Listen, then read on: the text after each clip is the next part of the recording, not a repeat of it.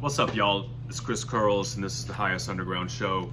We are finishing up Chapter 8, America Can Still Be Free, from the Iron Curtain over America. And this is the last reading of this book and commentary and whatnot. Now, the last line, when I was reading through this, it was talking about Spain and Greece and Turkey. And one of the things it said, it ended on a great little note. It said, it is most essential for every individual to remember that every great achievement is the result of a multitude of small efforts. Now, getting back to the story, just maybe you remember that. Okay, between Spain and Turkey, the Mediterranean islands, Majorca and Minorca, Corsica and Sardinia, Sicily and Malta, Crete and Cyprus are well deployed and well fortified by nature. Perhaps the United States should make some of them into impregnable bases by friendly agreements with their authorities. The incontestable value of an island fortress is shown by Malta surviving the ordeal of Axis bombing in World War II, as well as by Hitler's capture of Crete, an operation so costly in time and material that it was a factor in the German failure before Moscow in the following December. I didn't know that. He's saying that the battle, I guess, when Hitler captured Crete, but it was at such a cost that it really, really hurt them. Even before they decided to invade Russia, which was all in all is what destroyed the German army. In the Eastern Mediterranean, the island of Cyprus, visited by the author, is potentially a very strong bastion. In relationship to the Dardanelles, the Soviet oil fields, and the strategic Aleppo-Baghdad-Cairo triangle, Cyprus's water-girt site is admirable. Since its mountain ranges reach a height of more than 6,000 feet and are located like giant breastworks defending a broad interior plain, the island might well become the location of underground hangars and landing fields for a great air fortress. Others of the islands listed above offer advantages of one sort or another to air or other forces. South of the Mediterranean's necklace of islands lies Africa, the ultimate key to the success or failure of the Western world in preventing an aggressive move against Europe. It is air power in Africa and in the great stretch of hills and plains from Morocco to Egypt that might well be the major deterrent of any hostile move in Europe or in the Middle East by the Soviet Union. Air power offers the only effective countermeasure against Russian occupation of the Middle East. The deeper the Red Army moves into this priceless strategic area, the more its supply lines can be disrupted by airstrikes. That was by General Bonner Fellers in the Freeman in an article called Africa and Our Security. It was written on August 13th, 1951 in the Freeman. Once again, I'm going to have to check out this publication and find out what it's all about. And I wonder if it's even still around. I doubt it is, but all right. In his valuable article, General Feller states further that a small, highly trained and mobile ground force with adequate air protection and support can defend African air bases, which in turn could prevent the crossing of the Mediterranean by hostile forces in dangerous numbers. Which is crazy because you have these forces moving into Europe right now through the immigration. Basically, through Libya, you have thousands and thousands of able-bodied young men, soldiers basically, coming in and flooding Europe. And one of the reasons is because Europe owes all these pensions to their old people. So they need young people working to pay for the pensions because that money's already gone. They've already lost, spent the money or whatever, gave it to the bankers, owed it to the bankers. Who knows where the money actually went. But it's the same thing with all the states here in the United States. All the old people are retiring, the baby boomers, and police officers and postal workers and all these different government jobs, these plush government jobs that absolutely normally take no skill. These people get pensions for the rest of their life, like half of their salary. Why? Why should we pay people who are no longer working? They get a good little bonus. I don't know. I've never agreed with that, and it's got ourselves in a bunch of trouble now, and we see why. So, the Muslim lands of the Middle East and North Africa as sources of oil and as bases for long-range bombers should, by a proper diplomatic approach, be pulled positively and quickly into the United States defense picture. Barring new inventions not yet in sight and barring disguised aid from our government, such as Truman and Acheson gave the Chinese communists in the Strait of Formosa, the Soviet Union cannot win a world war without the oil of the Middle East. Soviet delay in making overt moves in the theater may well have been determined by gasoline reserves insufficient for the venture. The Soviet squeeze upon Iran was initiated at the Tehran conference, where Stalin, who is said to be unwilling to leave his territory, entertained our rapidly declining president in the Soviet embassy in a grandiose gesture, insulting alike to the Iranians and to our staff in that country. Stalin's alleged reason that his embassy was the only safe spot was in truth an astute face-raising gesture before the peoples of Asia, for he displayed Roosevelt, the symbolic man of the West, held in virtual protective custody or house arrest by the man of the East.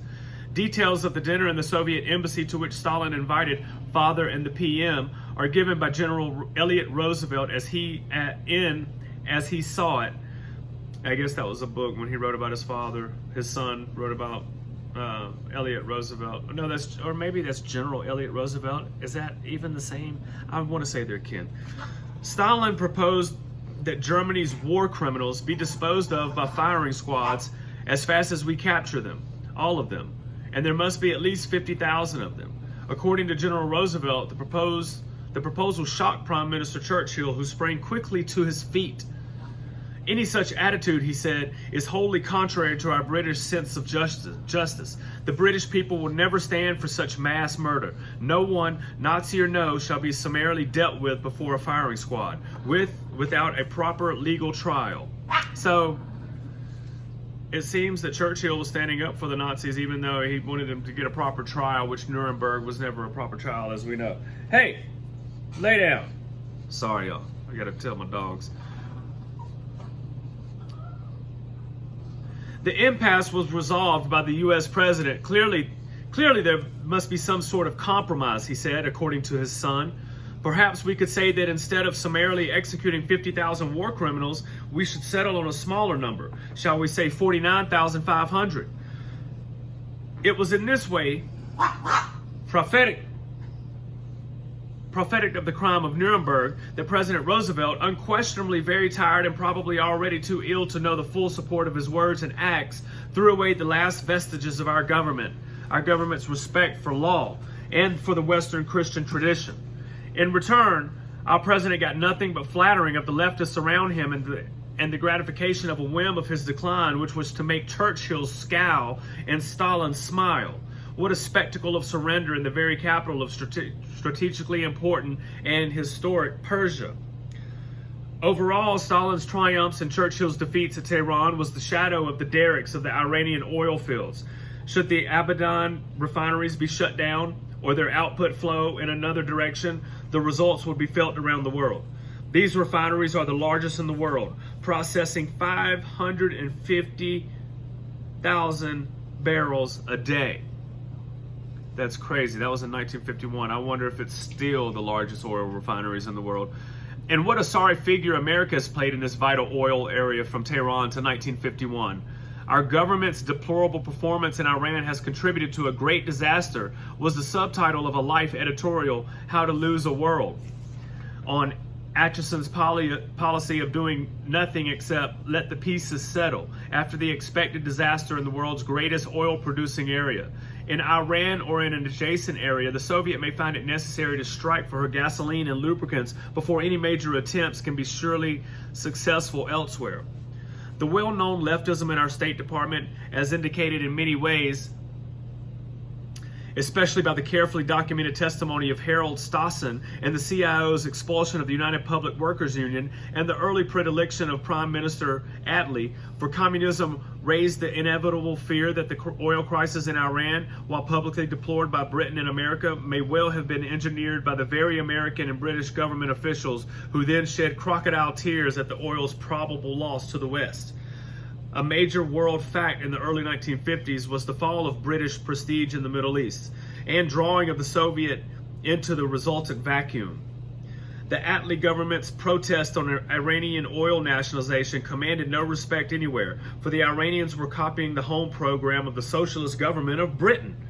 Britain's humiliation in Iran was made graver by the long threatened but never carried out dispatch of some 4,500 paratroopers to the oil fields, a gesture which was said to have stemmed from the Socialist Defense Minister at that time, the Jewish statesman, Mr. Emanuel Shinwell. He's Jewish. Whether or not Mr. Churchill's government can save the situation is for the future to show. There was no comfort for non-communists in his speech before the two houses of the U.S. Congress on January 17, 1952, a speech which called not for peace with justice to the Muslims of the Middle East, but for U.S. troops. The moral power of America as a mediator, like that of Britain, has moved towards zero. Nearly 1 million destitute Muslims, refugees from Palestine, who have in their veins more of the blood of biblical peoples than any other race in the world today, are straggling here and there in the Middle East or are in displaced persons camps and are not silent about the presence of American officers commanding the troops which drove them from their homes.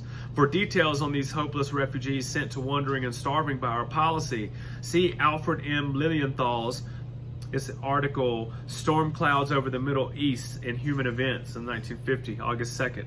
The evil we did in Palestine may be our nemesis in Iran and in Egypt.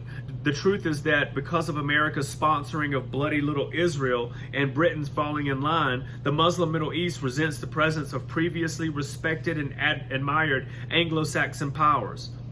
Moreover, the Zionists are not quiescent. The summer of 1951 saw clashes on the Israeli frontiers and the exposure of Zionist schemes in other parts of the Middle East. Here is a sample. Baghdad, Iraq, June 18th, from the AP. Quote, police said today they had discovered large quantities of weapons and explosives in Isra Daoud synagogue. Military sources estimated it was enough to dynamite all Baghdad. This was the latest discovery reported by police, who said yesterday they found a large store of machine guns, bombs, and ammunition in the former home of a prominent Jew. End of quote. After details of other discoveries, the dispatch concludes, police said the ammunition was stored by the Baghdad Zionist Society, which was described as a branch of the World Zionist Organization. In spite of our deserved low reputation in the Muslim world, American countermoves of some sort to save Middle East oil and the Suez Canal are imperative. The proper approach is obvious, but will our government make it? The Muslims and those allied with them religiously and sympathetically compose almost 1/2 of the world's people who control almost 1/2 of the world's land area. We infuriated them when we helped to drive 1 million Arabs from their native lands in the Middle East. The recapture of the friendship of 400 million Muslims by the United States and its retention may prove the deciding factor in preserving world peace. And as you know, this was a statement made by Congressman Ed Gossett of Texas. And as we can see, we are not friends with these Muslims, and the world is not at peace. In fact, there's a bunch of fighting going on in many Muslim areas, and that we're involved in as we're bringing Muslim refugees and immigrants into our countries and into Europe. In the Washington Times Herald, Senator Malone of Nevada also called attention to the sound sense and strategic advantage of having the Muslim world on our side.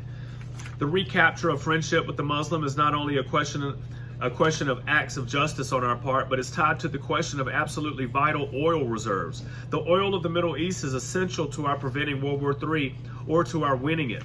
In World War II, we had gasoline rationing with the oil of the Middle East on our side. What would we do in another war, far more dependent on gasoline, with the Middle East oil on the other side? And what would we do if the West should lose the Suez Canal?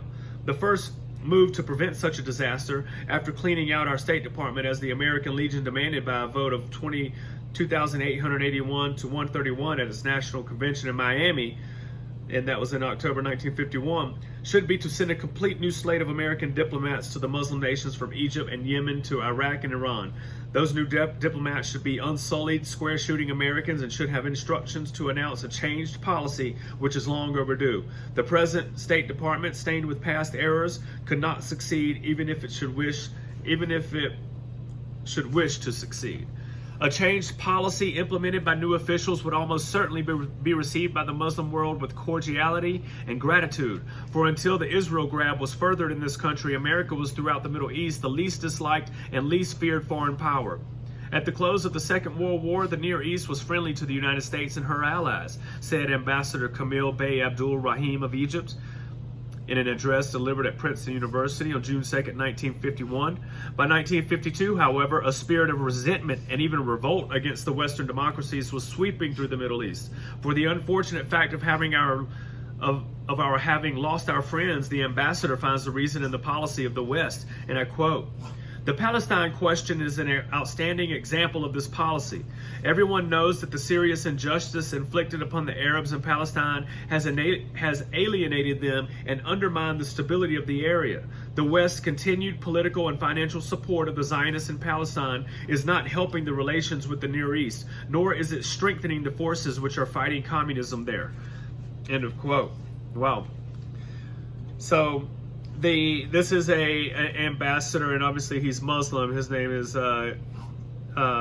he was the ambassador of Egypt to the United States, and he was talking about the Palestine question then. And this is in 1951, y'all, when the Jews just took over Palestine from them. I mean, they have very little. I mean, it was probably like half and half divided up, maybe a little bit more for the Arabs than the Jews, and they gradually took more and more and more as the next 50 years went on.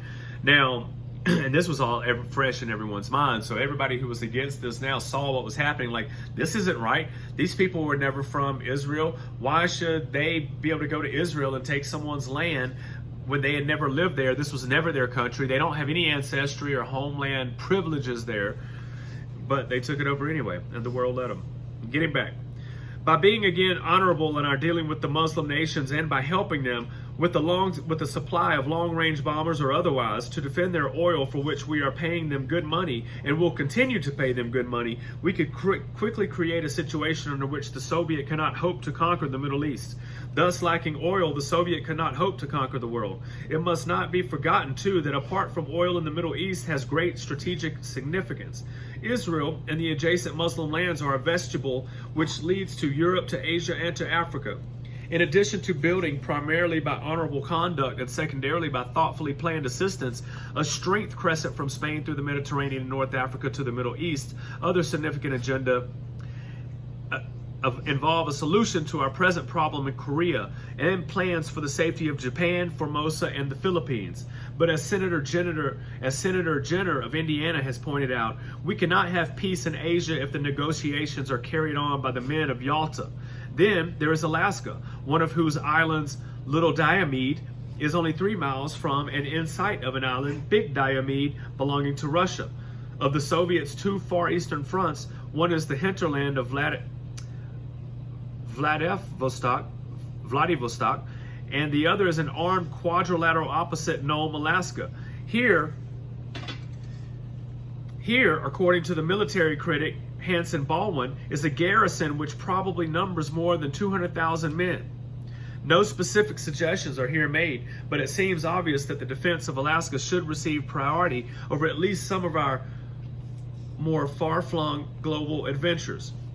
In conclusion of this section, a warning is in order, a warning that should be heeded in all of America's planning at home and abroad. In any efforts at helping the world, the primary help we can give is to remain solvent. A bankrupt America would be worse than useless to its allies. Foreign military aid should be granted, therefore, with 2 associated principles. We should cease mere political bureaucracy building in this country and cut to a reasonable minimum our government's home spending. We should insist that foreign governments receive our aid, should also throw their energies and resources into the common cause, which was what we're not doing now. Now we give people, military aid, or we go fight wars for them, like Europe with the UN. We supply, or NATO. We basically are the ones going and, protecting and making sure the world's secure with our military, and other countries who are benefiting from that don't supply their military and weapons and money like we do. And so we're the only ones doing it. It's like everybody else need to pitch in, and that's what Trump did when he first got into office in 2016. He was talking about that. I'm not sure if he ever did anything, but all right. There is no more dangerous fallacy than the general belief that America is excessively rich. Our natural resources are variously estimated at being 6% to 10% of the world's total. These slender resources are being more rapidly depleted than those of any other power. Our national debt is also also is colossal beyond anything known in other parts of the world. Can a spendthrift who is heavily in debt be properly called a wealthy man? By what yardstick then are we a rich nation? Fortunately, a few Americans in high places are awake to the danger of a valueless American dollar. General MacArthur, for instance, in his speech before the Massachusetts legislature, gave the following warning, and I quote, "The free world's one great hope for survival now rests upon the maintaining and preserving of our own strength. Continue to dissipate it, and that one hope is dead. If the American people would pass on the standard of life and the heritage of opportunity they themselves have enjoyed to their children and their children's children, they should ask their representatives in government, what is the plan for the easing of the tax burden upon us? What is the plan for bringing to a halt this inflationary movement which is progressively and inexorably decreasing the purchasing power of our currency, nullifying the protection of our insurance provisions, and reducing those of fixed income to hardship and despair?" End of quote. An early duty of a completely reconstituted Department of State will be to advise the Congress and the American people on the United Nations. Launched in 1945, when our government's mania for giving everything to the Soviet was at its peak, the United Nations got off to an unfortunate start. Our most influential representative at San Francisco, the Secretary General of the United Nations Conference on International Organization, was none other than Alger Hiss. It is not surprising then that the United States leftists, from pink to vermilion, found homes in the various cubicles of the new organization. According to a personal statement to the author by the late Robert Watt, American Federation of Labor leader and authority on international affairs, all members except the chairman of one 21-member U.S. contingent to the permanent UN staff were known communists or fellow travelers. These people and others of the same sort are for the most part still in UN harness. So he's saying that all the people who started the UN were basically communists. And of course they are. They're looking for a one world government, a one world police, a one world, religion, language. That's a currency. That's how they want it. Moreover, and as is to be expected, the work of our own delegation cannot be impartially assessed as being favorable to the interest or even the survival of the United States as a nation. Very dangerous to us, for instance, is our wanton meddling into the internal affairs of other nations by such a program as the one we call land reform. The United States will make land reform in Asia, Africa, and Latin America a main plank in its platform for world economic development. At the appropriate time, the United States delegation to the UN will introduce a comprehensive resolution to the Economic and Social Council of the United Nations. Can anyone with any sense think that our collection of leftists, etc., in the UN really know how to reform the economic and social structure of 3 continents? Is not the whole scheme an attack on the sovereignty of the nations whose land we mean to reform? Does the scheme not appear to have been concocted mainly, if not solely, to establish a precedent which will allow communists and other Marxists to reform land ownership in the United States? Meanwhile, certain international bodies have not delayed in making their plans for influencing the foreign and also the internal policies of the United States. For instance, at the World Jewish Conference, which met in Geneva, Switzerland on September 10, 1951, far and away the most important matter was said to be in opposition to the resurgence of Germany as a leading independent power. The special dispatch to the New York Times continues as follows, quote, "We are strongly and firmly opposed to the early emancipation of Germany from Allied control and to German rearmament." Dr. Maurice Perlswig of New York, who represents Western Hemisphere Jewish communities, said today, "Leaders expect to formulate and to send to the foreign ministries of Western powers the specific views of the world Jewish community on the German question." End of quote.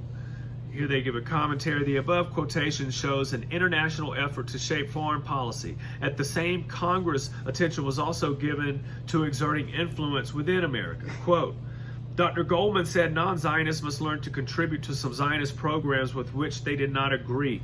Non-Zionists should not be unhappy if some money is used for Halutziut, which is pioneering Halutziut training in the United States, which is pioneering training.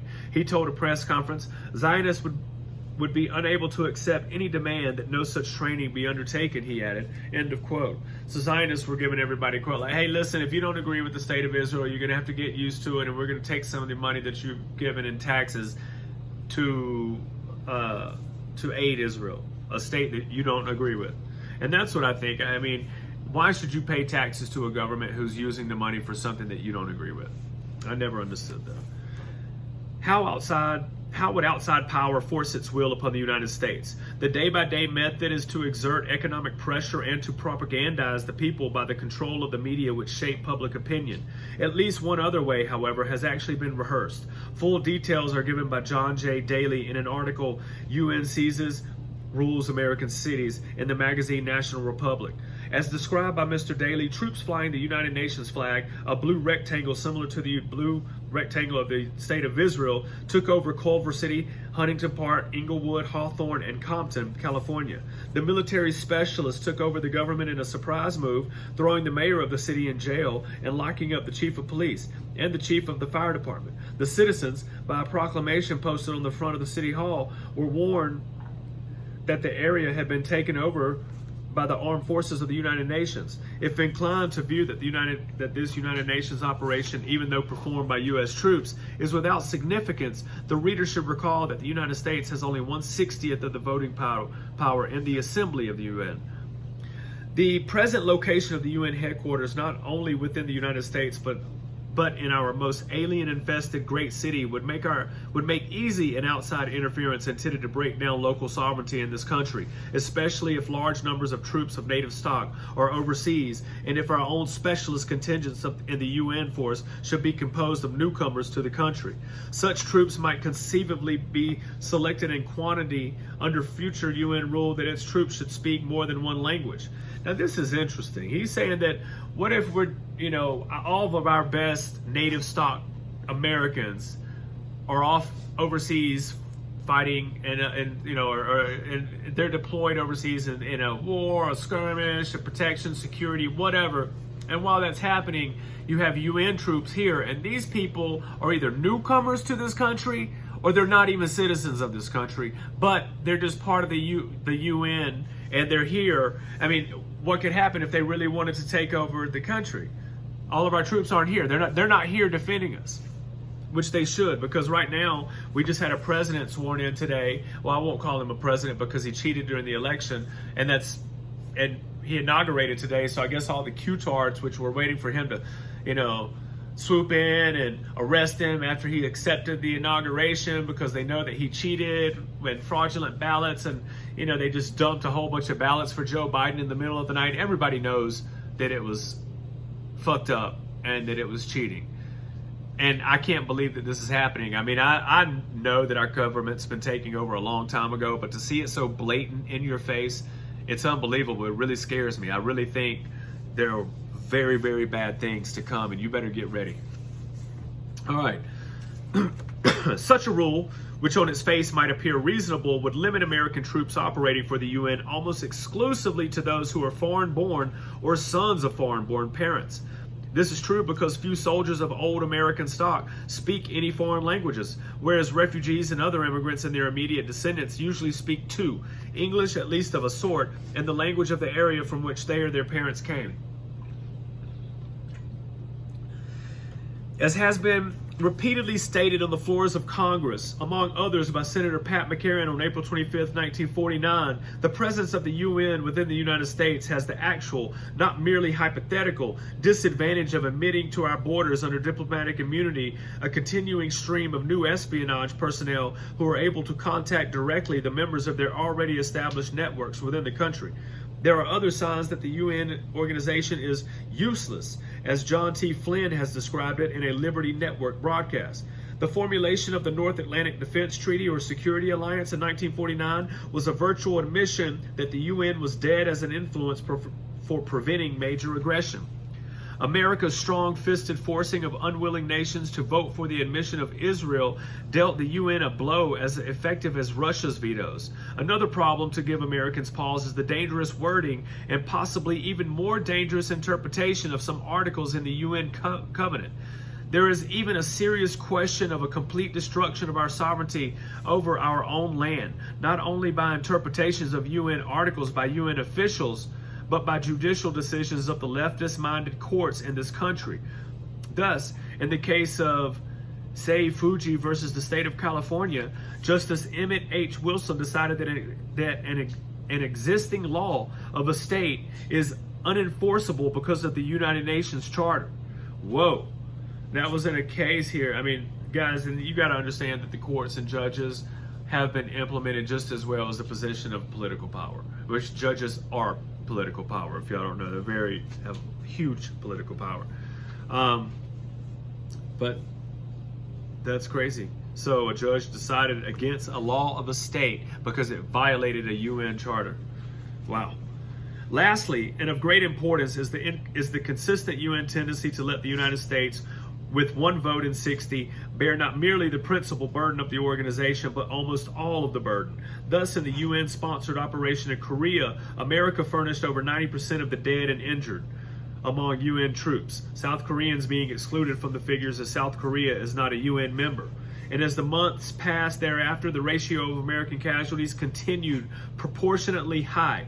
By the middle of the summer of 1951, more of our men had been killed and wounded in Korea than in the Revolutionary War, the War of 1812, the Mexican War, and the Spanish-American War combined. It is thus seen that the United Nations organization has failed miserably in what should be its main function, namely the prevention or stopping of war. But that doesn't make the bankers money. And wow, that's crazy. Just by the middle of the summer of 1951, more people have been killed and wounded in Korea than in the Revolutionary War, the War of 1812, the Mexican War, and the Spanish-American War combined. That's crazy. In view of the above entries on the law side of the ledger, what has the United Nations accomplished? A United States representative, Mr. Harding Bancroft, furnished the answer in a spring of 1951 broadcast on NBC. The United Nations is my beat, all right? The three successes of the Security Council cited by Mr. Bancroft were achieved in Palestine, the Netherlands, East Indies, and Kashmir. With what yardstick does Mr. Bancroft measure success?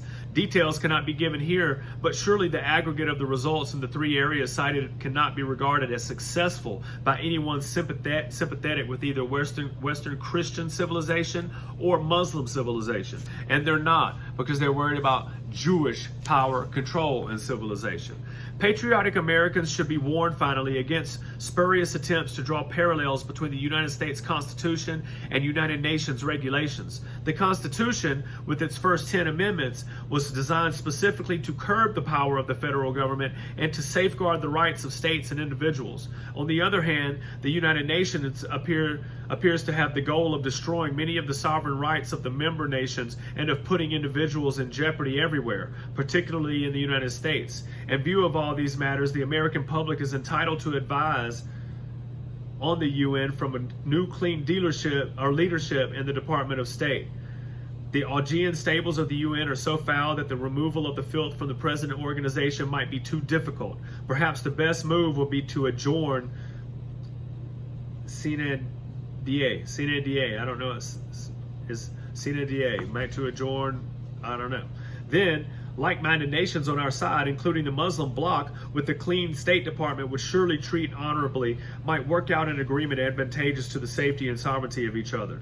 Cleared of the booby traps, barbed wire, poisonous potions, and bad companions of the present organization, the new international body might achieve work of great value on behalf of world peace. In the U.S. delegation to the new organization, we should include Americans only, and no Atchisonians or Hissites from the old. In any case, the Congress needs and the people deserve a full report on the United Nations from a State Department which they can trust. Lastly, but very important, the clean out of our government will give us a powerful propaganda weapon against the masters of the Russian people. We must not forget the Iron Curtain over America, which has blacked out the truth that Russia was founded by the Rus, who were men of the West, men from Scandinavia, whence sprang the whole Nordic race, including the great majority of all Western Europeans. Even in Spain and northern Italy, the people are largely descended from Gothic ancestors who first passed from Sweden to the Baltic islands of Gotland, and then onward to their conquest and settlement of southern and western lands.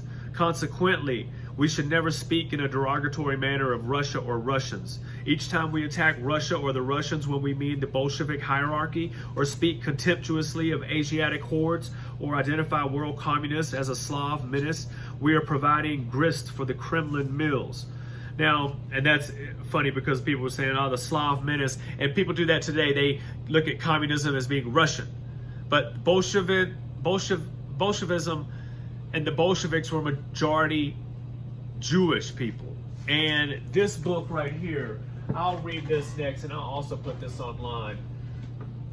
This book, The Rulers of Russia, by the Reverend Denis Fahey, is awesome. It lists all the names. It lists all the leaders of all the names when they overthrew the government in Russia, and all the leaders of the Bolsheviks, and most of them are Jewish. And that's what we have to remember. Russian people are our people. The Jewish people who have taken over the Russian government at this time, who are making decisions in the name of communism, were not the Russian people. They were the ones being exploited. All right. Let me see here. Our press and pronouncements are fine-combed in Moscow for quotations. Should we or should we not send special messages to Estonians, Latvians, and Lithuanians, to whose independence President Franklin Roosevelt, in one of his off moods, committed himself? Should we or should we not direct special appeals to White Russians and to Ukrainians? The latter people have plenty of reasons for hating the rulers of Russia. And he's talking about the Ukrainians because the Bolshevik starved them in the Holodomor. The Holodomor, millions of people were starved to death. And I don't know if, they always say, which is the worst way to die? People like drowning is scary, being burned. The worst way to die is starvation, for sure, because it lasts, it's drawn out. You just wish you could die. You can't eat. All of the other, as soon as you take that first breath when you're drowning, you're done. Being burned alive, I would have to imagine the shock and adrenaline coursing through your body, and it doesn't last, too long. Who knows? People don't get to talk about these things, but starving to death is what they say is the most painful way to die. And that's what the Jewish Bolsheviks did to the Ukrainians in the Holodomor. They basically took all of their wheat, sold it on the world market, and starved the people out. And took their animals, took their little private reserves of wheat, everything they had. But most of y'all have probably never heard of the Holodomor. All right. Should we or should we, let me say, my bad. The latter people have plenty of reasons for hating the rulers of Russia. For a rebellion in January 1918 by Jews who did not want to be cut off from the Jews of Moscow and Leningrad was a principal factor in the loss of the Ukraine's old dream of independence.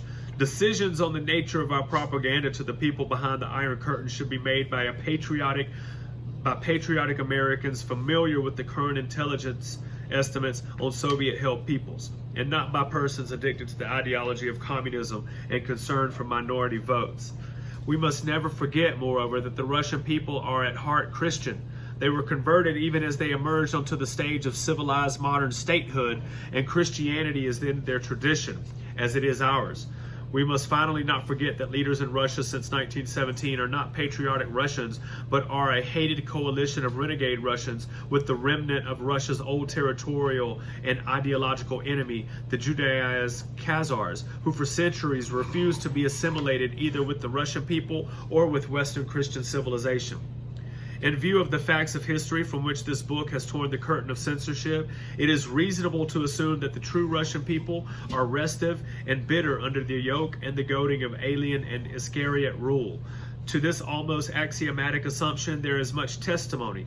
In his book, The Choice, Boris Shub states that in Russia, quote, there is no true loyalty to Stalin, Beria, Malenkov, or any significant segment of the party, the state, the army, the police, or the people, end of quote. In the Freeman, Rodney Gilbert says in an article, Plan for Counteraction, he says, finally, there is a Soviet-Russian home front where we probably have a bigger force on our side than all the Western world could muster, end of quote. According to the Catholic world, the Russian mind, being Christian, bears no resemblance to the official mind of the Politburo, Politburo, but it must mean the political establishment. Likewise, David Lawrence says, we must first designate our real enemies. Our real enemies are not the peoples of Soviet Russia or the peoples of the so-called Iron Curtain countries. And end of quote, y'all. So he's saying they're not, basically what, he's not the Russians, it's the people who are ruling Russia, which is the Judaized Khazars. And these people are the ones, 90% of all Jews in the world are the Khazars descent. So they don't have any of the Hebrew biblical blood flowing in their veins. They don't have anything tying them to Israel. Okay. Our enemies, let me see. In Human Events, the Reader's Digest editor Eugene Lyons quotes the current Saturday Evening Post headline, "Our enemies are the red tyrants, not their slaves," and with much documentation as might be expected from one who was 6 years a foreign correspondent in the Soviet Union, reaches the conclusion that, quote, "the overwhelming majority of the Soviet people hate their rulers and dream of liberation from the red yoke," end of quote. So, finally, General Fellers testifies thus in his pamphlet, Thought War Against the Kremlin, and he quotes, "Russia, like the small nations under its heel, is in effect an occupied country," end of quote. General Fellers recommended that our leaders should not blame the Russian people for the peace-wrecking tactics of the Kremlin clique, but should make it clear that we share the aspirations of the Russians for freedom. The general scoffs at the idea that such propaganda is ineffective. From wartime results, we know that effective broadcasts, though heard only by thousands, percolate to the millions. Countries denied freedom of press and speech tend to become huge whispering galleries. Suppressed facts and ideas often carry farther than the official propaganda. What an opportunity for all of our propaganda agencies, including the Voice of America. And yet there is testimony to the fact that our State Department has steadily refused suggestions that it broadcast direct propaganda not against the Russian people, but against their enslaving leaders. The Voice, which is not heard in this country, at least not by the general public, is said to be in large part an unconvincing, if not repelling, air mosaic of American frivolities presented as an introduction to American culture, all to no purpose except perhaps to preempt from service to this country a great potential propaganda weapon. The Voice appears to have scant regard for the truth. For instance, a CTBS dispatch from Tokyo on April 13th reported as follows, quote, "A distorted version of the world reaction to General MacArthur's removal is being broadcast by the Voice of America, controlled by the State Department. A comparison with independent reports showed today. Voice listeners here got an impression of virtually unanimous approval of President Truman's action," end of quote. Sometimes the Voice is said actually to state to the enslaved Russian people that the United States has no interest in changing the government or social structure of the Soviet Union. For carefully documented details, see the feature article, "Voice of America Makes Anti-Red Russians Distrust U.S. Serve Soviet Interests." Oh my God, he does this thing with these fucking stupid articles of all these publications. Y'all can buy the book if you need to see it, but I mean, he's like, for future, read the featured article on this, and listen, just tell us about it. Finally, it should be noted that in the summer of 1951, there was a secret testimony to the Senate committees indicating that the communist sympathizers have infiltrated the State Department's Voice of America programs. The apparently worse than useless Voice of America could, under a cleaned-up State Department, become quickly useful and powerful. We could use it to tell the Russian people that we know they were for centuries in the fold of Christian civilization and that we look forward to welcoming them back. Versus what he's trying to say is the government, the communist government, was atheists, and most of the people are Christian, but the communist government were taking all their Christian traditions, removing them from government, removing them from society, removing them, being punished for celebrating Christian traditions, even though the people had been for centuries in the Christian flock. All right. We could say to the Russian people that we have nothing against them and have under our laws removed from our government leaders who for self-perpetuation in office or for other causes wanted a big foreign war. We could then invite Russian hearers of the broadcast to give thought to a similar step in their country. Such broadcasting, if it did not actually bring about the overthrow of the present rulers, would almost certainly give them enough concern to prevent their starting a war. Such broadcasts also would pave the way to assistance from inside Russia and the tragic event that war should come. Broadcasts of the new type should begin quickly, for the Soviet leaders have a thought censorship, even as we have, and our task will be increasingly difficult as each month sees the death of older people who would know the truth of our broadcast from personal pre-1917 experience. And that also goes now. You know, the people who are older, need to be leading the way. And a lot of people just don't respect the older generation anymore. I love talking to old people. Just give them a chance. Talk to them. They love the attention. All right. The patriotic people of America should not lose hope. They should proceed with boldness and joy in the outcome, for right is on our side. Moreover, they are a great majority, and such a majority can make its will prevail anytime it ceases to lick the boots of its captors. One point of encouragement lies in the fact that things are not quite as bad as they were. Most patriotic people feel that their country is in the lowest depths in the early 50s. Conditions were even worse, however, in 1944. It seems worse now only because the pro-American element in the country is prevailing to the extent, at least, of turning on a little light in dark places. Unquestionably, 1944 was the most dangerous year for America. Our president and the civil and military coterie about him were busily tossing our victory to the Soviet Union. In November, the dying president was elected by a frank and open coalition of the Democratic and Communist parties. The pilgrimage of homage and surrender to Stalin at Yalta was being prepared. The darkest day was the black 30th of December, when the communists were paid off by the termination of regulations which kept them out of the military intelligence service. The United States seemed dying of the world epidemic of red fever. But on January 3rd, 1945, our country rallied. The new Congress had barely assembled when Mr. Sabath of Illinois moved that the rules of the expiring 78th Congress be the rules of the 79th Congress. Thereupon, Congressman John Elliott Rankin, a Democrat of Mississippi, sprang to his feet and moved as an amendment that the expiring temporary Committee on Un-American Activities be made a permanent committee of the House of Representatives. Mr. Rankin explained the function of the proposed permanent committee as follows, quote, "The Committee on Un-American Activities as a whole or by subcommittee is authorized to make from time to time investigations of 1. The extent, character, and objects of an un-American propaganda activities in the United States. 2. The diffusion within the United States of subversive and un-American propaganda that is instigated from foreign countries or of a domestic origin and attacks the principle of the form of government as guaranteed by our Constitution. And 3. All other questions in relation thereto that would aid Congress in any necessary remedial legislation." In support of his amendment to the rules of the House, Mr. Rankin also said, quote, "The Dies Committee, or the Committee on Un-American Activities, was created in 1938. It has done a marvelous work in the face of all the criticism that has been hurled at its chairman and at its members. I submit that during these trying times, the Committee on Un-American Activities has performed a duty second to none ever performed by any committee of this House. Today, when our boys are fighting to preserve American institutions, I submit it is no time to destroy the records of that committee. It is no time to relax our vigilance. We should carry on in the regular way and keep this committee intact, and above all things, save those records." End of quote.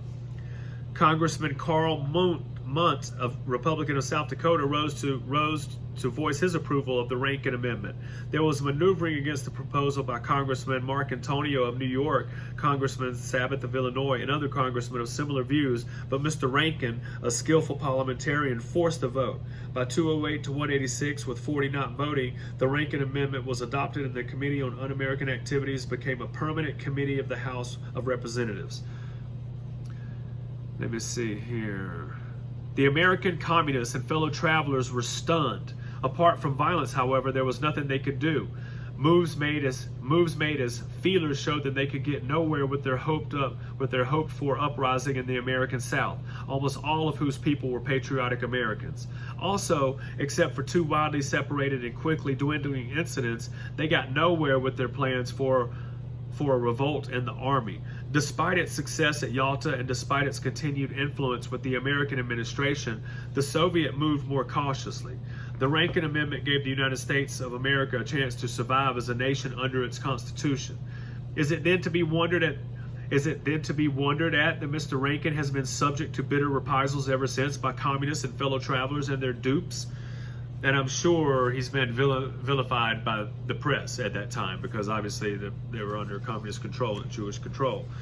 Though the Rankin Amendment gave America its chance to live, the recovery has been slow, and there have been many relapses. This book, The Iron Curtain Over America, has diagnosed our condition in the mid-century and has suggested remedies, the first of which must be a cleaning out of the subversives in the executive departments and agencies in Washington. The degree of infestation by communists and those indifferent to or friendly to communism in our bureaucracy in Washington is staggering beyond belief. Details are increasingly available to those who study the publications of the congressional committees concerned with the problem.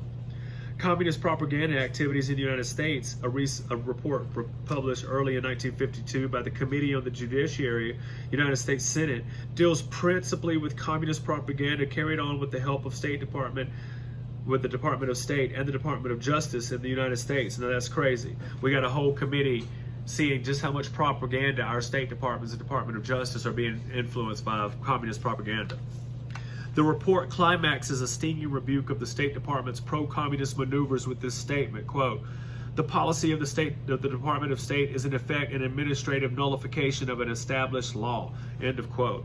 One result of the nullification of existing law was the dissemination of the United States in 1950 of more than 1 million communist books, magazines, and other printed documents, 2,200 Soviet films, and 25,000 phonographic records. By a special Department of Justice ruling, these were dispatched individually to state institutions, universities, or colleges, or to professors or other individuals, with no statement required on or with any of the parcels that they were sent out for propaganda purposes or had emanated from the Soviet Union or other communist government.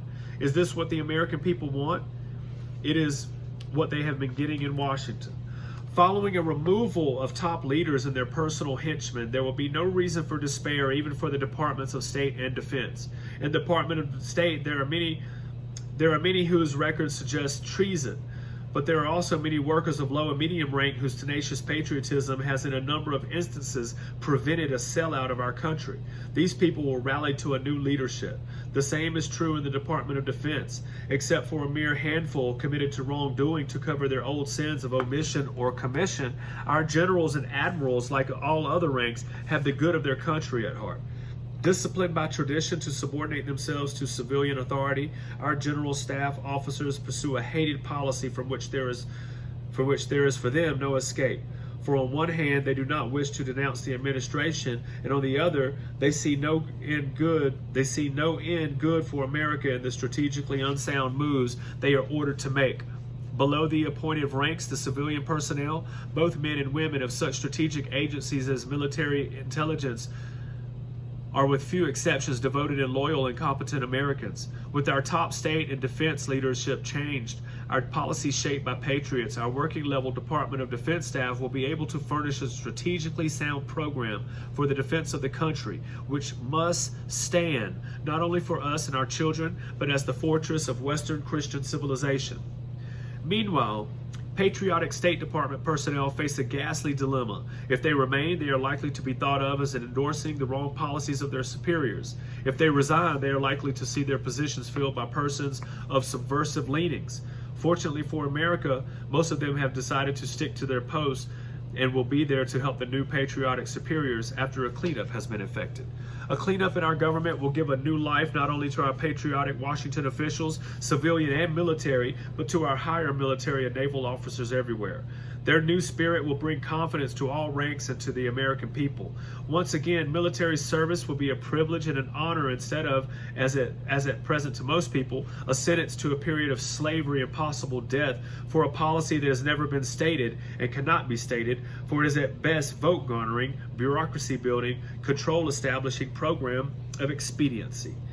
A clean out of our leftist infected government will also have the great virtue of freeing our people from the haunting nightmares of fear. Fear will vanish with the communists, the fellow travelers, and the caterers to their votes, for America is essentially strong. In the words of General MacArthur in Austin, he quotes, "This great nation of ours was never more powerful. It never had less reason for fear. It was never more able to meet the exacting test of leadership in peace or in war, spiritually, physically, or materially. As it is yet unconquered, so it is unconquerable." End of quote. The great general's words are true, provided we do not destroy ourselves. Therefore, with their country's survival at heart, let all true Americans, fearing no political faction and no alien minority or ideology, work along the lines suggested in this book to the great end that all men with that all men with Tehran, Yalta, and Potsdam connections, and all others of doubtful loyalty to our country and to our type of civilization, be removed under law from policy making and all other sensitive positions in our government. And that way only can a start be made toward throwing back the present tightly drawn iron curtain of censorship. And that way only can we avoid the continuing internment of our native boys beneath far-off white crosses, whether by inane blunderings or for sinister concealed purposes. And that way only can we save America. And that's the end of the book, y'all. You know, it is kind of interesting when he talks about General MacArthur. I need to go and just read some of the writings and speeches that MacArthur made, because he was very based. He was giving, I mean, at the time he was calling these people out, saying that there's people in our government who are making decisions that are antithetical to our soldiers on the ground and to our traditions and our values and customs as Americans inside. And I mean, it's only gotten worse since then. Now we see, I mean, it's been controlled, and we can see now that how they just take over an election. You know, you can vote for your president, maybe. But anyway, guys, thank you for watching / listening. I'll start the next book. Maybe I'll do The Rulers of Russia. This is one that I'd kind of like to show. We can read some, but some of the charts on here and the list of maybe I should, you know, be able to show on the computer so that y'all can actually see them and see the names. Guys, have a good night. Peace.